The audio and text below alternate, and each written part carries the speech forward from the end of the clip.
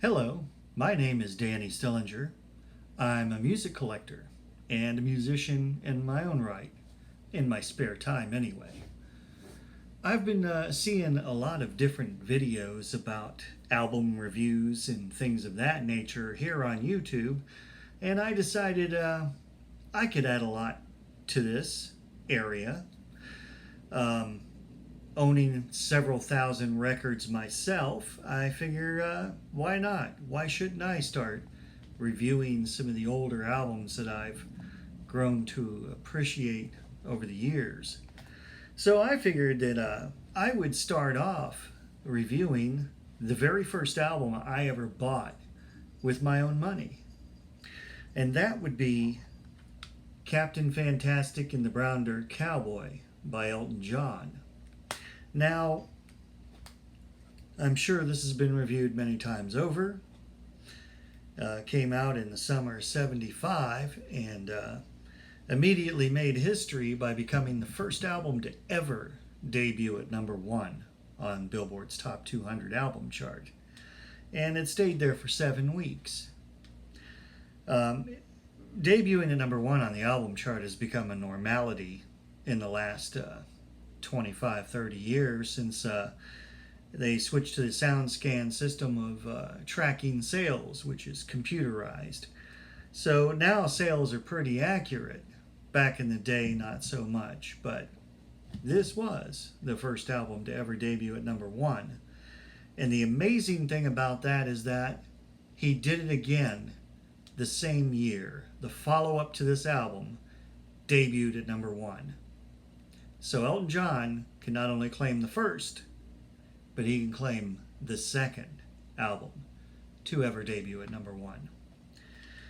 So, to get into a little bit of background, I was first really introduced to Elton John because my sisters had an 8-track cassette of Goodbye Yellow Brick Road.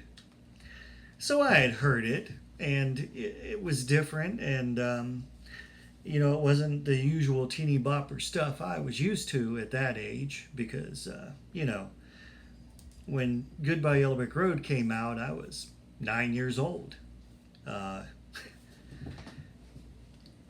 But in school, 1974, I'm in elementary school, 5th grade, we had our Christmas party in class.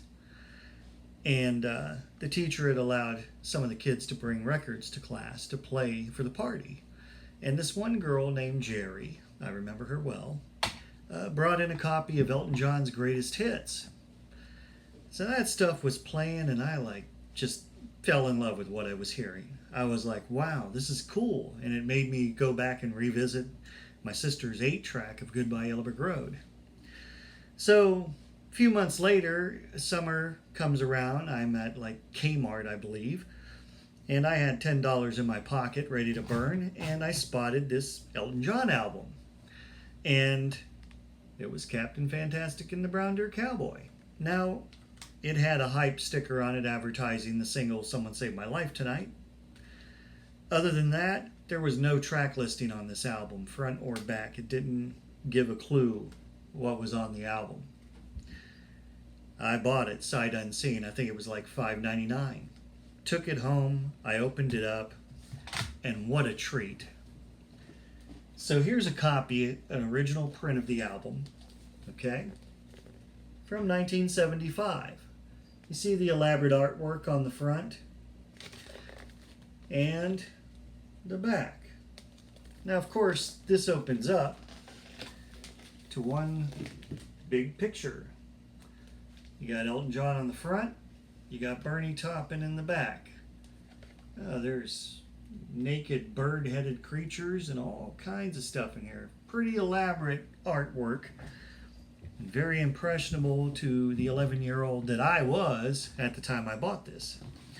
Now, as you can see, it's a gatefold album. It opens up, picture of Elton John, picture of Bernie Taupin, picture of Elton with the band, and a list of the song tracks. But that wasn't all you got with this album. Talk about getting your money's worth. Not only did I get the album, which Has the Captain Fantastic artwork on it, front and back. But it also came with bonus features. Those bonus features, which it's a rarity to get the album with everything in it. I've bought the album several times just to make sure I had all the components and more than one copy of it. So to begin with, here I have the Elton John shirt poster in concert book form to order those things. In the back of it is to join the Elton John fan club. There's an entry form for that. Also, what came with this album was a poster of the cover of the album. Here it is. This one is in pristine condition. Absolutely perfect. Unlike the one I got with my original album, because of course I taped it up on the wall and ruined it when I took it down. Then we get a lyric book. And this is all the lyrics to the songs on the album, along with pretty elaborate artwork and photos of Elton John through the years and Bernie Taupin. And there's even additional lyrics to a song that's not even on the album. In fact, as far as I know, they've never even recorded it, called Dogs in the Kitchen. Interesting stuff. Look at the artwork on the cover.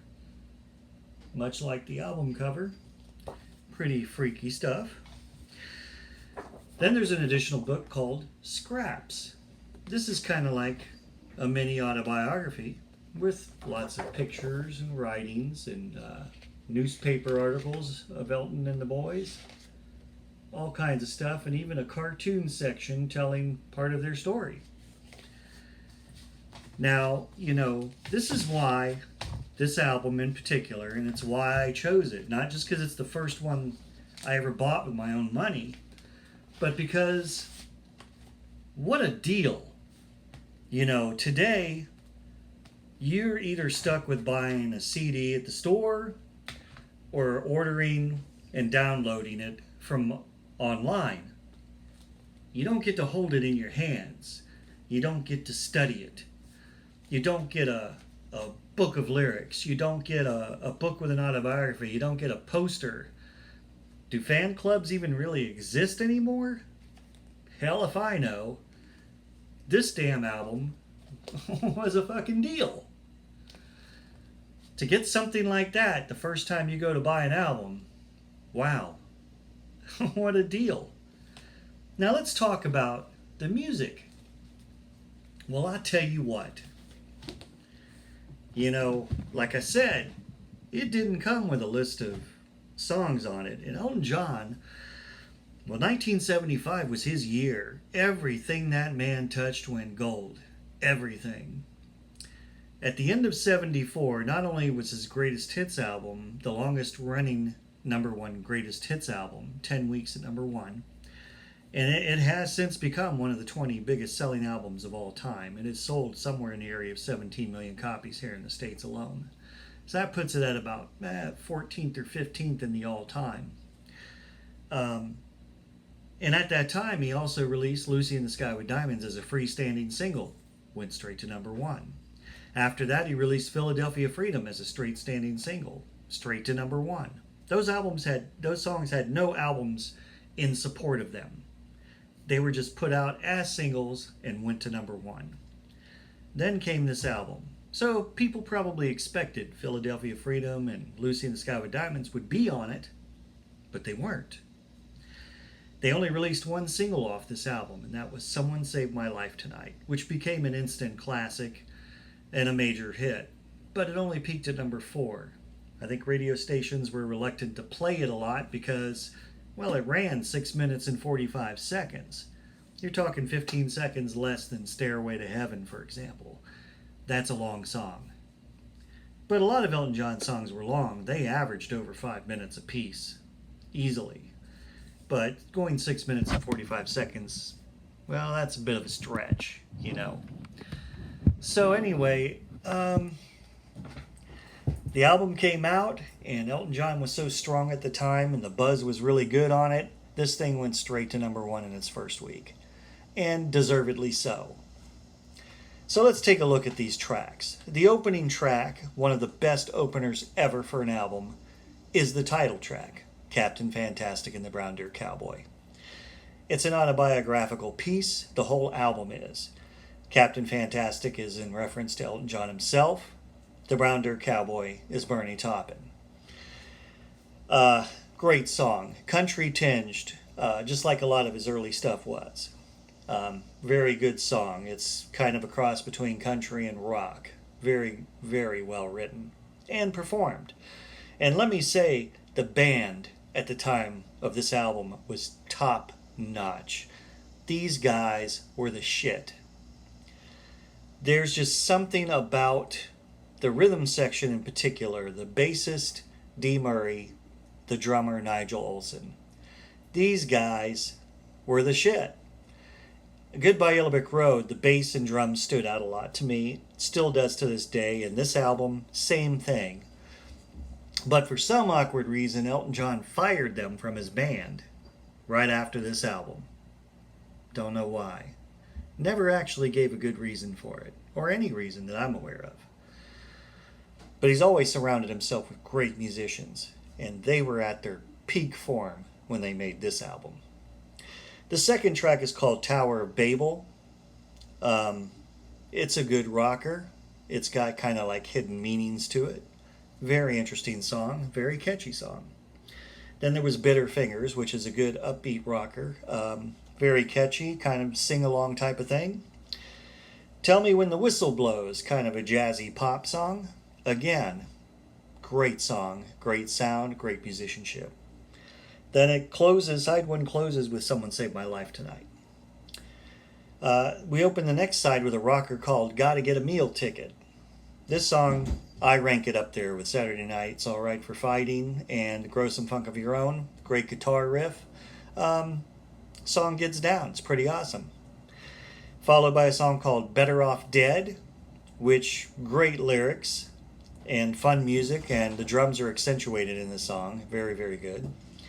Then we're followed by a ballad called Writing, which is all about their style of writing, and a very catchy tune. Probably could have been a single.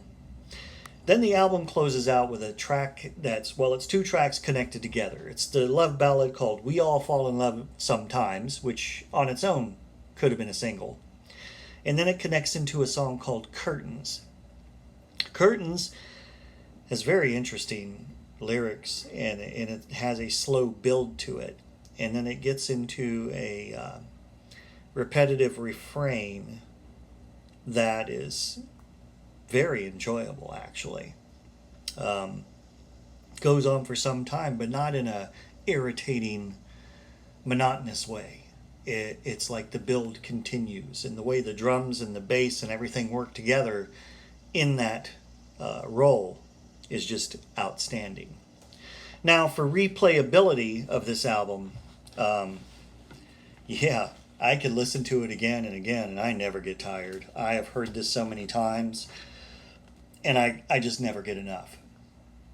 On a scale of 1 to 10, I give the music a 10. This album kicks ass and may be Elton John's best work, and it also might be a tie. And that's something we'll get into later. But this album is a 10 from beginning to end. There's not a bad thing on it.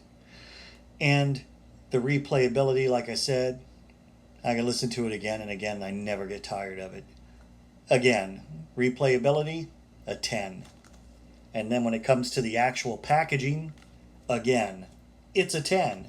It's a 10 because of all the bonuses you get and all the neat stuff there is to look at and read.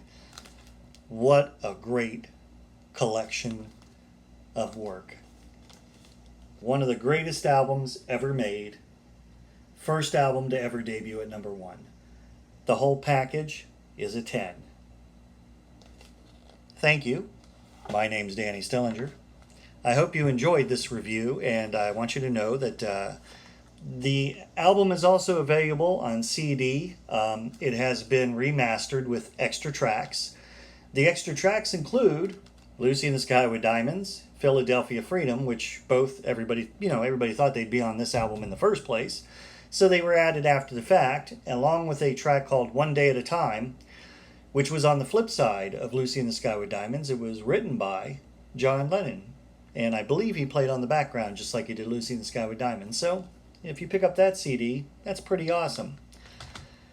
However, they also put out a deluxe edition CD when the album turned 30. And what's really cool about this CD is that they repackaged everything from the original album into CD form, and they gave you an autobiography on it, and it also came with, and this is pretty amazing, the original books miniaturized, lyrics and scraps, and a mini version of the poster. That's right, folks. Check that out. So they repackaged the whole entire album and miniaturized it for CD. And in addition to that, it comes with a second disc. This second disc was the day before this album, the original album, was released for public consumption. They played the entire album live in concert in order the day before the release. And they recorded it, and it's right here on the second CD. And by listening to that, you know this band was top notch. They did an outstanding job of recreating that album live. So if you're not a big Elton John fan and you've never heard this album in its entirety, I suggest you look it up. And if you are a big Elton John fan and you've not gotten into that album, what the hell's wrong with you? You need to get into it. Great album. It'll never be forgotten. My name's Danny Stillinger. Thanks for tuning in, and hope to see you again in the future. If you enjoyed what you saw, please subscribe, drop me a line. Please leave your comments below. I appreciate it. Thank you.